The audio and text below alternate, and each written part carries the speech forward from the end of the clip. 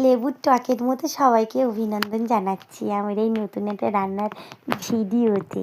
তো তোমরা কে কে মাংসের তরকারি খেতে ভালোবাসো বলো দিন দেখি। আমি তো খুব ভালোবাসি। আমার মেয়েটা আবার মাংসের তরকারির জায়গায় মুরগির ঠ্যাংটা আবার বড্ড বেশি ভালোবাসে। তো যাই হোক, শুরু করি আজকে রান্নার নতুন একটা রেসিপি।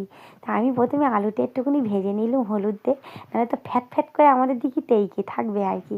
তারপরে একটুখানি হলুদ আর একটুখানি দিয়ে একটু ভালোতে একটু আলুটা ভেজে নিলাম। নিয়ে তারপর গরম তেলের উপরে একটুখানি ওই লঙ্কা, এলাচ, লবঙ্গ, দারচিনি একটুখানি জিরে দিয়ে পুইড়ে নিলাম। নাহলে সেন্টটা কেমন যেন একটা হয়, একটু গা গুলায়। এইটা দিলি না ভালো সেন্ট হয়। তারপরে একটুখানি পেঁয়াজ দিয়ে দিলাম। পেঁয়াজটার আবার এত তেজ, আর আবার এত তেজ নেয়, কিছুতেই একটুখানি গলতে চায় না।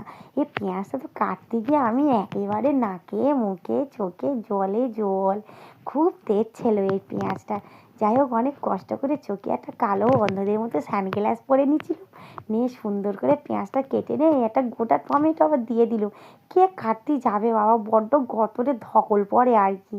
হ্যাঁ, তো ওই জন্য গোটা পেঁয়াজও দিয়ে দিলুম, ওই গোটা টমেটোও দিয়ে দিলুম। ওই জন্য আর টমেটো আর কাটলুম নি। এই টমেটো দিয়ে এবারে একটুখানি আদা রসুন পেঁয়াজ একটু শুকনো লঙ্কা বেটে রেখেছিলাম আগে, ওই মিক্সি না কি বলে, ওতে একটু ঘ্যার করে ঘুরে নিয়েছিলাম। নিয়ে আর এতে দিয়ে দিচ্ছি আর কি, দিয়ে একটু ভালো করে নেড়েছি। আচ্ছা, এই লঙ্কা দুটো এখানে কী করছে বলো তো, কিন্তু প্রেম করছে মনে হয়।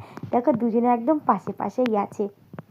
তারপরে একটুখানি নুন দিয়ে দিলুম, তারপরে একটু হলুদ দিয়ে দিলুম, যা হোক করে দিয়ে একটু লঙ্কা, একটু এই তোমার কী বলে ওটার ওই গুঁড়ো জিরে টিরে দিয়ে দিলুম আর কি। বাপের জন্মে ছিল নি এসব চাষে, এখন আর অত কষ্ট করতে হয় না, সব গুঁড়োই পাওয়া যায়। আমার মা ঠাকুমারা সব বেটে রান্না করতো আর কি। তো দিয়ে একটুখানি ভালো করে একটু নেড়ে চেড়ে দেখো, টমেটোটা মনে হচ্ছে একটু গলে মতো গেছে। এদের প্রেম দেখে প্রেমেই গলে গেছে আর কি।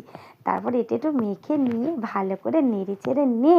আর দেখো বাবা, কত তেল হয়েছে, এদের বড্ড তেল হয়েছে জানো। এত তেল হওয়া হয়েছে, তেল ছেড়ে দিয়েছে আর কি। একটু যা হোক করে গোল গোল করে ঘুরে নিলাম আর কি। ঘুরে নে, ও হ্যাঁ, তোমরা আবার এই কড়াটা দেখি যে না আমার মনে করুনি যে কড়াটা জীবনে মাজিনি।